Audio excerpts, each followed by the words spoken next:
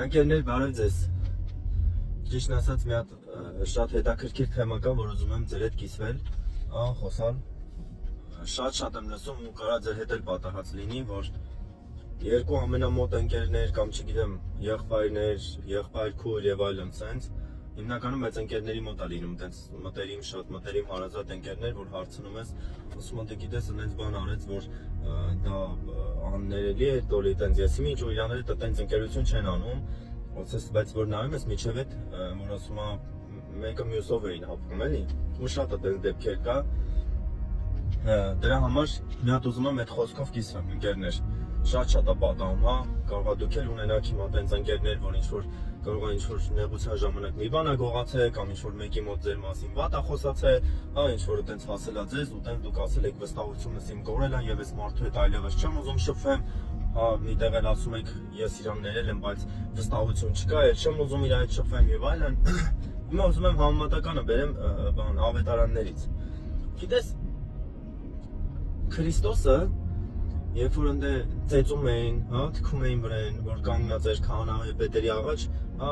զարգում էին, ասում էին դե լասա դնանքով էր մարգարեացիր, մի խոսքով ծաղր էին անում այդ նեղության մեջ, հա, պլյուս դրանից առաջ էլ բանը Գեթսեմանում գիշերը, որ աշակերտները բոլորը թողեցին փախան եւ այլն։ Գիտես այդ ամեն ինչից հատ ահավոտ ժամը այդ ահավոտվա կոմերն է ու տենց ակապապը երրորդ անգամ որ կարդումը բողում է, հա, ձայնահանում, նայում է Պետրոսին, Պետրոսը այնտեղ անիծում էր, հա, ասում է մի տեղ գրած է, որ անիծելով ուրանում էր Քրիստոսին, որ չեմ ճանաչում եւ այլն, ասես չխորանում են։ Պատկերացիք հիմա մեր ներկայիս լեզվով ասած երթում էր ուտում, ասում էր ես իմ ինչի ծնունդ լինեմ, ես իրան չեմ ճանաչում եւ այլն, ասենց, որ արդարանալ էլի որպես այդպեսի։ Ու գիտես, դրանից հետո Քրիստոսը գալիս ասում է Պետրոս սիրում ես ինձ, ասում է հա, Տեր գիտես որ քեզ սիրում եմ, ու գիտես դրանից հետո Պետրոսին որպես այդպիսին սյուն է սարքում, հա այն եկեղեցին որ ասել էր ես եմ ասում քեզ Պետրոս որ քշինեմ այդ բեմի վրա իմ եկեղեցին որ դժոխքի դռներն չեն կարա հաղթեն, գիտես ես նայում եմ, ասում եմ իրականում շատ մեծ էր քո սերը Քրիստոս, հա, որովհետև Պետրոսն է, նայեք Պետրոսին չէր ճանաչել Քրիստոսը, ընդամենը իրար հետ շփվել են երևի մի 3 տարի, բայց Քրիստոսը որ Պետրոսին ընտրեց, միջև վերջ ընտրեց, միջև վերջ սիրեց ու գրած է եւ իրաններին միջև վերջ սիրեց, Հովհաննեսի ավետարանում է տենց գրած։ Գիտես ընկեր, երբ որ քո ընկերը քո դեմ ինչ-որ մի վատ բան է գործել, դժվար է քո նեղության մեջ Քրիստոսի իրավիճակում ալ քեզ ուրանար, հա, անեծքով քեզանից հրաժարվեր, բայց եթե ինչ-որ մի վատ բան արել է քո ընկերը քո նկատմամբ, ների նրան ընկեր, ների նրան, որովհետև դու Քրիստոսից բարձր չես։ Եթե Քրիստոսը ներեց ու վեմ սարքեց Պետրոսին, հա, իր խոսքի իր ավետարանի համար, էլ ինչքան ավելի դու որ քո ընկերն է, հենց այդտեղ է սերը,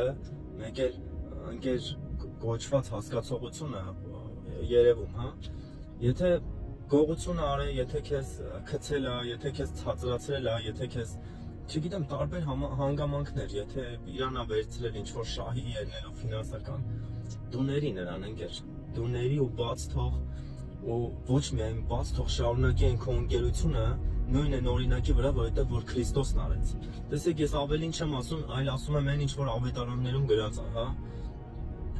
Ընկեր, վերադարձի քո ընկերոջ մոտ, դաժե եթե ինքը սխալ լինի ու հաշտվիր այդ, եթե որովհետև դու իրան չներես,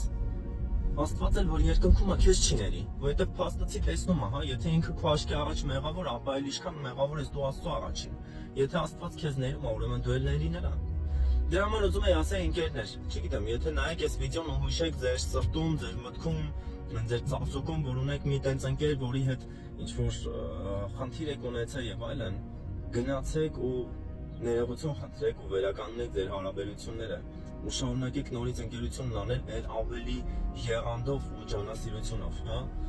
ու ավելի օրհնված կլինեք ու ձեր երջանկությունը իրականում լցված կլինի։ Դա է ուզում ասել,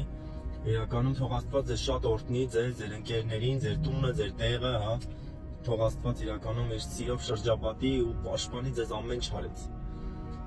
Օրհնում եմ ձեզ, անուն Հոր, Որդու եւ Սուրբ Հոգու, ամեն։